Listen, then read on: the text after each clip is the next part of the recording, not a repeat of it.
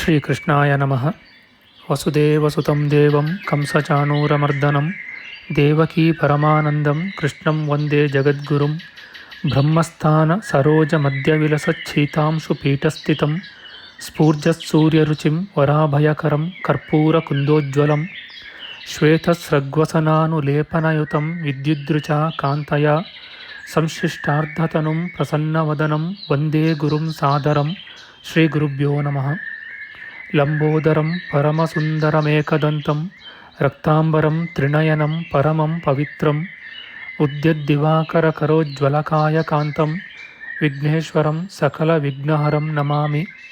ತ್ವಾಂ ದೇವ ವಿಘ್ನಧಲನೇತಿ ಚ ಸುಂದರೇತಿ ಭಕ್ತಿಪ್ರಿಯೇತಿ ಸುಖದೇತಿ ಫಲಪ್ರದೇತಿ ವಿದ್ಯಾಪ್ರದೇತ್ಯಗಹರೇತಿ ಚ ಯೇ ಸ್ತುವಂತಿ ತೇಭ್ಯೋ ಗಣೇಶವರದೋ ಭವನಿತ್ಯಮೇವ. ಶ್ರೀಮಹಾಗಣಪತಯೇ ನಮಃ. ಯಾ ಕುಂದೇಂದು ತುಷಾರಹಾರಧವಳ ಯಾ ಶುಭ್ರವಸ್ತ್ರಾವೃತ ಯಾ ವೀಣಾ ವರದಂಡಮಂಡಿತಕರ ಯಾ ಶ್ವೇತಪದ್ಮಾಸನ ಯಾ ಬ್ರಹ್ಮಾಚ್ಯುತಶಂಕರಪ್ರಭೃತಿಭಿಃ ದೇವೈಃ ಸದಾ ವಂದಿತಾ ಸಾ ಮಾಂ ಪಾತು ಸರಸ್ವತೀ ಭಗವತಿ ನಿಶ್ಶೇಷಜಾಡ್ಯಾಪಃ. ಶ್ರೀ ಸರಸ್ವತ್ಯೇ ನಮಃ. ವೇದಾರ್ಥತತ್ವವಿಶದೀಕರಣೇನ ಪುಂಸಾಂ ಉಚ್ಚೈರ್ಗತಿಂ ಜಗತಿ ಯೋ ದಯಯಾ ವಿಧಾತುಂ ರಮ್ಯಾಂ ಪುರಾಣಪದವೀಂ ಪ್ರಣಿನಾಯ ತಸ್ಮೈ ಲೋಕೇಶವೈಭವಪುಷೇ ಋಷಯೇ ನಮಸ್ತಾತ್. ತಸ್ಮೈ ವ್ಯಾಸಾಯ ಮುನಯೇ ಸರ್ವಜ್ಞಾಯ ಮಹರ್ಷಯೇ ಪಾರಾಶರ್ಯಾಯ ಶಾಂತಾಯ ನಮೋ ನಾರಾಯಣಾತ್ಮನೇ. ಶ್ರೀವ್ಯಾಸಾಯ ನಮಃ. ನಾರಾಯಣಂ ನಮಸ್ಕೃತ್ಯ ನರಂ ಚೈವ ನರೋತ್ತಮಂ ದೇವೀಂ ಸರಸ್ವತೀಂ ವ್ಯಾಸಂ ತತೋ ಜಯಮುದೀರಯೇತ್. ಕನಕರುಚಿದುಕೂಲಃ ಕುಂಡಲೋಲ್ಲಾಸಿಗಲ್ಲಃ ಶಮಿತಭುವನಭಾರಃ ಕೋಪಿ ಲೀಲಾವತಾರಃ ತ್ರಿಭುವನಸುಖಕಾರಿ ಶೇಷಶಾಯೀ ಮುಕುಂದೋ ಪರಿಕಲಿತರಮಾಂಗೋ ಮಂಗಲಂ ನಸ್ತನೋತು. ನಮಾಮಿ ಗೋವಿಂದಪದಾರವಿಂದಂ ಸದೇಂದಿರಾನಂದನಮುತ್ತಮಾಡ್ಯಂ ಜಗಜ್ಜನಾನಾಂ ಹೃದಿ ಸನ್ನಿವಿಷ್ಟಂ ಮಹಾಜನೈಕಾಯನಮುತ್ತಮೋತ್ತಮಂ. ನಮಸ್ತೆ ಚಕ್ರಹಸ್ತಾಯ ಶಾಂಗಹಸ್ತಾಯ ತೇ ನಮಃ. ನಂದಹಸ್ತಾಯ ತೇ ವಿಷ್ಣೋ ಶಂಖಹಸ್ತಾಯ ತೇ ನಮಃ. ಓಂ ನಮೋ ವಾಸುದೇವಾಯ ನಮಃ ಸಂಕರ್ಷಣಾಯ ಚ ಪ್ರದ್ಯುಮ್ನಾಯ ನಮಸ್ತುಭ್ಯಂ ಅನಿರುದ್ಧಾಯ ತೇ ನಮಃ.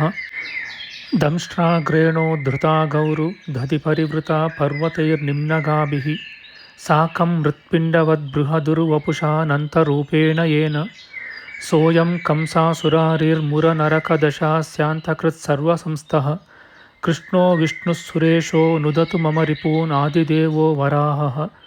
ನಮಸ್ತಸ್ಮೈ ವರಾಹಾಯ ಲೀಲಯೋದ್ಧರತೆ ಮಹೀಂ ಖುರಮಧ್ಯಗತೋ ಯಸ್ಯ ಮೇರುಖಣಖಣಾಯತೆ.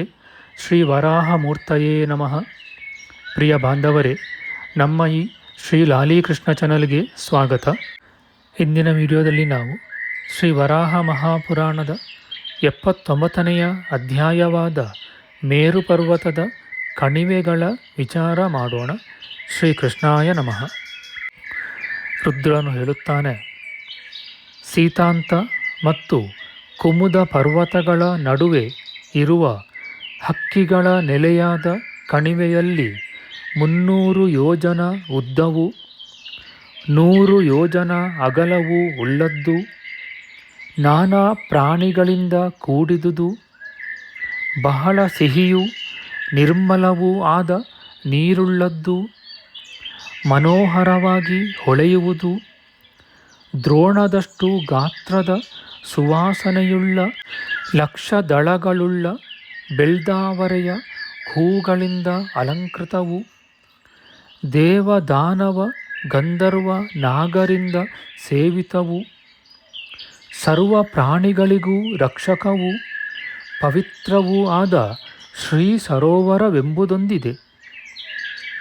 ಅದರಲ್ಲಿರುವ ಕಮಲವನದ ನಡುವೆ ಕೋಟಿ ದಳಗಳುಳ್ಳ ಬಾಲ ಸೂರ್ಯನಂತೆ ಹೊಳೆಯುವ, ಯಾವಾಗಲೂ ಅರಳಿ ದುಂಡಾಗಿರುವ ಮನೋಹರವಾದ ಕೇಸರಗಳಿಂದ ತುಂಬಿ ಮದಿಸಿದ ದುಂಬಿಗಳ ನಾದವುಳ್ಳ ಅತಿ ರಮಣೀಯವಾದ ಮಹಾಪದ್ಮವೊಂದಿದೆ.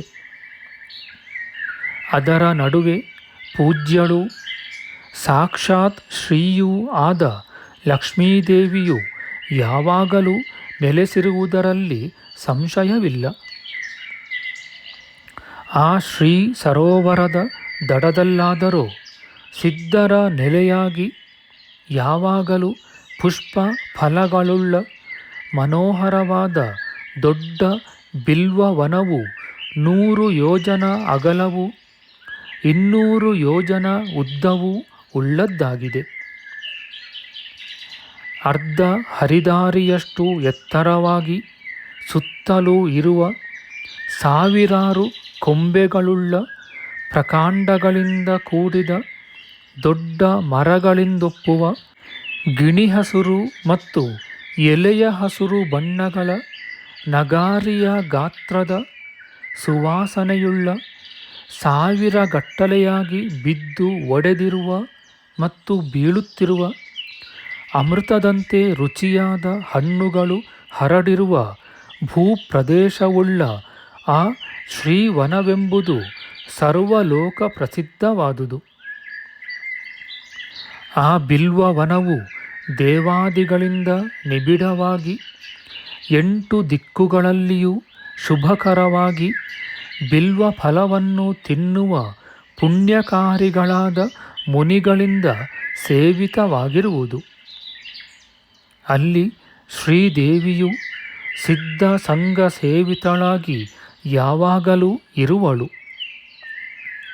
ಮಣಿಮಯವಾದ ಒಂದೊಂದು ಪರ್ವತದ ಮಧ್ಯಭಾಗವು 100 ಯೋಜನ ಅಗಲವುಳ್ಳದ್ದೂ 200 ಯೋಜನ ಉದ್ದವುಳ್ಳದ್ದೂ ಆಗಿರುವುದು.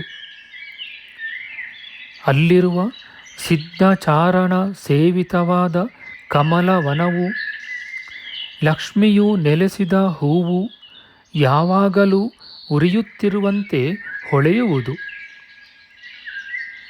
ಅರ್ಧ ಹರಿದಾರಿಯಷ್ಟು ಉದ್ದವಾದ ಅರಳಿದ ಹೂಗಳ ಕೊಂಬೆಗಳುಳ್ಳ ದೊಡ್ಡ ಮರಗಳಿಂದ ಕೂಡಿ ಹಸುರಾದ ಅಲ್ಲಿಯ ವನವು ಚೆನ್ನಾಗಿರುವುದು.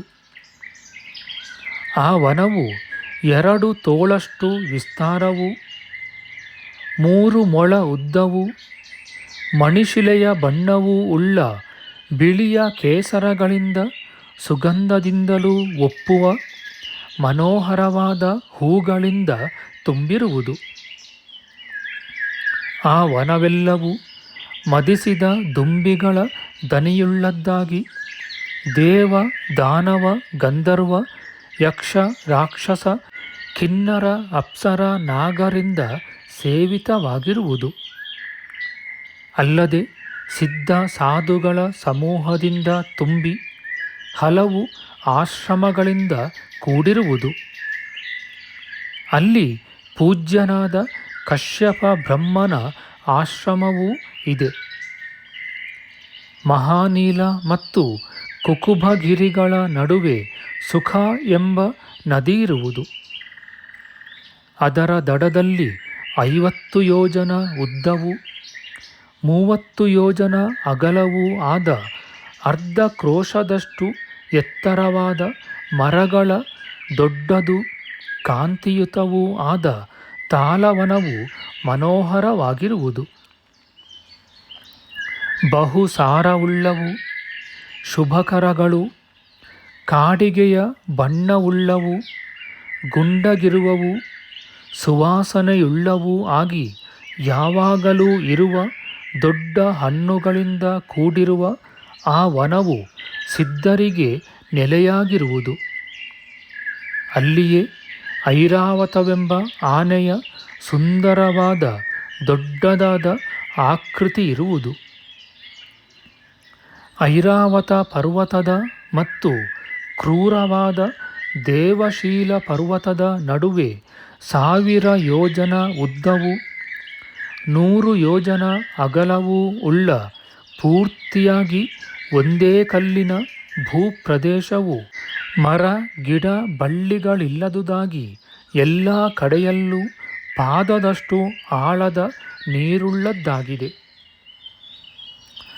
ಬ್ರಾಹ್ಮಣೋತ್ತಮರೇ, ಮೇರುವಿನ ಪಕ್ಕದಲ್ಲಿ ಬೆಟ್ಟಗಳ ನಡುವೆ ಬಗೆ ಬಗೆಯಾದ ಈ ಕಣಿವೆಗಳನ್ನು ಅನುಕ್ರಮವಾಗಿ ಹೇಳಿದುದಾಯಿತು.